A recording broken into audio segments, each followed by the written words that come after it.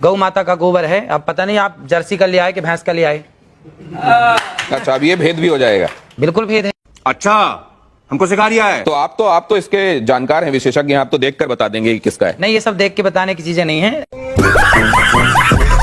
देसी गाय का गोबर ही शुद्ध है। लेकिन ऐसे देखकर पता नहीं चलता। नहीं, ये पता चलता है, उसके भी गुण होंगे, पर वो यहाँ पे अब कहाँ लिबर्टी ले आए हम आपके बीच में। तो ये क्या ये इसको, जैसे अगर कोई आपके जितना जानने वाला नहीं है, उसको शुद्ध के बारे में पता नहीं है, शुद्ध देसी आपने कहा गोबर का इस्तेमाल करो, हाँ, वो इसका इस्तेमाल क्या सौंदर्य प्रसाधन में कर सकता है? शुद्ध देशी गाय, भैंस का नहीं और जर्सी का नहीं। जर्सी का तो बिल्कुल नहीं, भैंस का तो बिल्कुल नहीं, केवल शुद्ध देसी गाय वेद लक्षणा।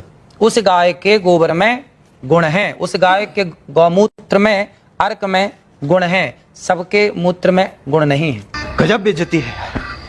नहीं तो अगर इस तरीके से गोबर आपको कहीं मिले तो उसको सौंदर्य प्रसाधन के तौर पर इस्तेमाल नहीं करना चाहिए। ये गोबर खेतों में डाल के खाद बनाने के काम का है, लेकिन जो देशी गाय का गोबर है वह आपके लिए अमृत का। आपने क्या कहा था गोबर के संदर्भ में?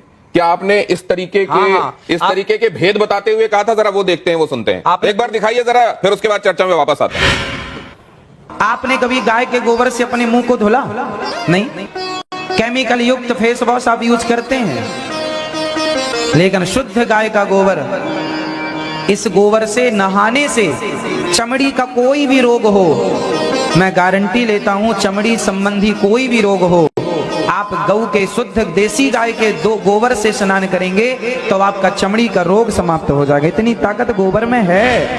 देखिए, मैंने कहा सिर्फ इतनी बात नहीं है, बांझपन का भी इलाज है ये। क्या बोला तूने? तो ये गाय के संदर्भ में आपने कहा, ये बात स्पष्ट है।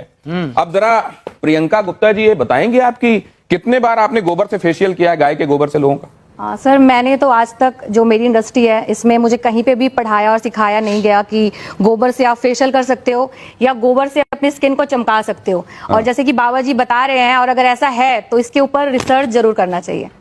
ये अश्विनी जी, आपका कोई इसमें आप एनलाइटन करेंगे क्या? इस तरीके की कोई बात आपके संज्ञान में कभी आई? हाँ, नहीं, as a this thing psychologist मैं बोलूंगा, अगर इन्होंने कहा है तो इनके पास कोई प्रूफ होगा। हाँ, और वो प्रूफ आप सामने लाइए, क्योंकि क्या होता है कि बहुत से लोग जो भी बात करते हैं प्रूफ नहीं होता। अगर आपके पास प्रूफ है, लाइए, लोगों को प्रूफ करके दिखाइए। हमारे शास्त्रों में इसका खूब प्रूफ है। नहीं जी, एक मिनट, मैं शास्त्रों की बात यहां नहीं कर रहा, मैं आज के संदर्भ में बात कर रहा हूं। क्या आपने ऐसा कोशिश करी और आपको रिजल्ट मिला?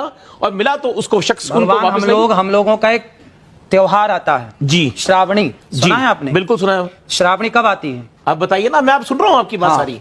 श्रावणी में हमारे यहाँ सारा समाज, ब्राह्मण समाज को ये निर्देश शास्त्रों में लिखा, श्रावणी जब होती है तो हमारे यहाँ गोबर से स्नान करने की परंपरा है। अभी श्रावणी में जो आई, उस श्रावणी में हमने खुद, हमारे हजारों ब्राह्मण सबने एक साथ। रुद्राचार्य जी, एक सेकंड, आप जो कह रहे हैं ना गोबर का स्नान, कई बार वो किमाच नहीं होती थी जो लोगों के शरीर में लग जाती थी, उसमें नहीं, मैं क्या कह रहा हूँ, कई बार विधान है, हो सकता है श्रावणी में भी नहाते, लेकिन इसका सौंदर्य प्रसाधन के तौर पर इस्तेमाल हो सकता है। कोई एम्पेरिकल इसके लिए एविडेंसेस हैं क्या? हाँ, पढ़िए आप शास्त्रों को। नहीं, अगर अब ये कह रहे हैं शास्त्रों को नहीं, नहीं, मैं शास्त्रों को आप मानेंगे नहीं। शास्त्र की बात ही कर रहा है आज। अरे शास्त्र नए होते नहीं, सब पुराने हैं। देखिए, ऐसा मैं शास्त्र की बात इसलिए नहीं कर रहा, नए थोड़ी होती, कोई हमने थोड़ी लिख दिया शास्त्र। ड्यू रिस्पेक्ट, शास्त्र में तो बहुत कुछ लिखा है, परंतु आज के संदर्भ में, आज एक मॉडर्न जमाने में, अरे क्या ये चीज होती है? चलिए इससे आगे निकलते हैं। इसका ये तो ठीक है कि आप चेहरे पे कुछ और लगा लेंगे, लेकिन जिनको बच्चे ही नहीं हो रहे हैं वो क्यों आईवीएफ क्लिनिक की तरफ जा रहे हैं? जरा ये देखिए क्या कहा अनिरुद्धाचार्य जी ने, जरा देखिए वो, और उसके बाद इस चर्चा पर लौटते हैं।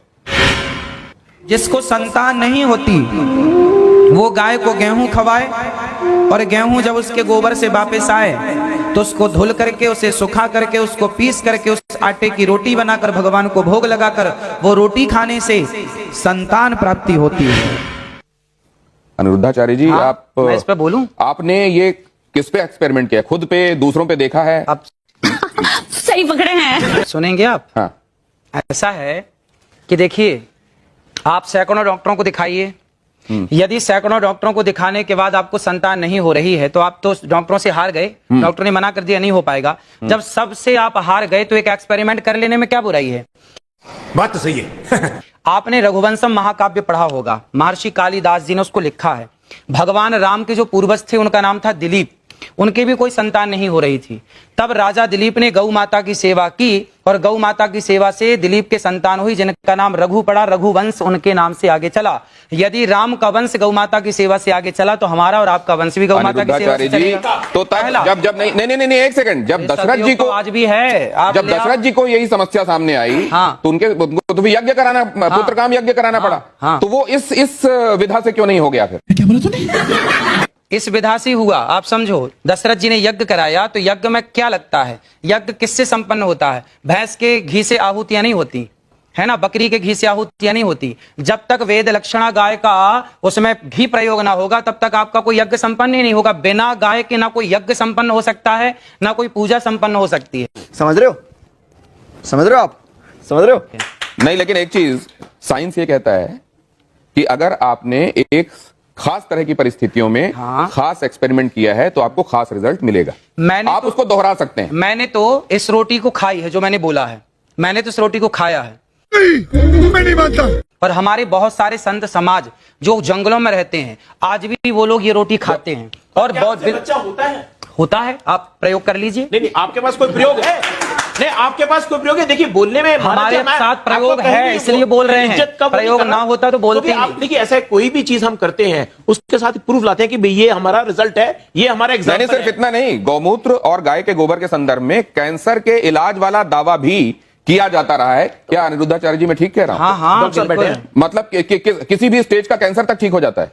गौ माता के मूत्र में, गौ अर्क में इतनी शक्ति है। यदि शक्ति ना होती तो मेडिकल स्टोरों में गौमूत्र क्यों बिक रहा? कुत्ते का मूत्र बिकता।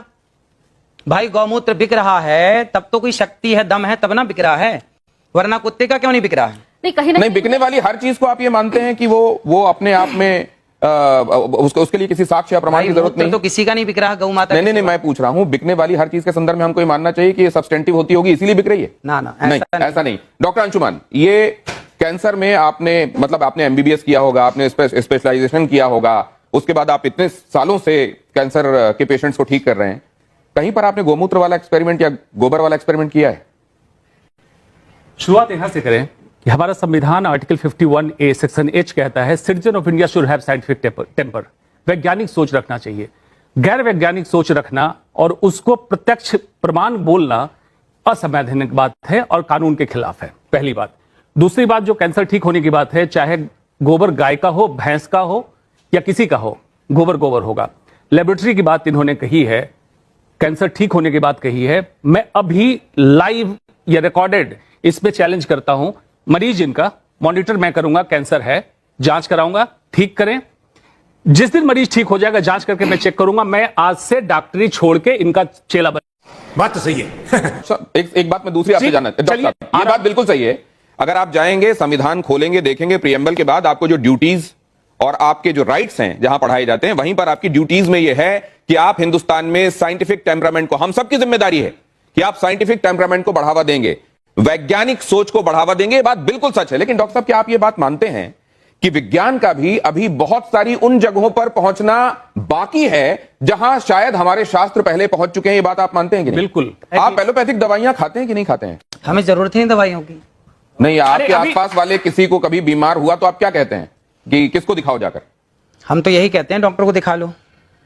और डॉक्टर इसको मानते नहीं है जो आप कह रहे हैं। ऐसा है, देखिए, आज के 100 साल पहले तो कोई डॉक्टर नहीं था।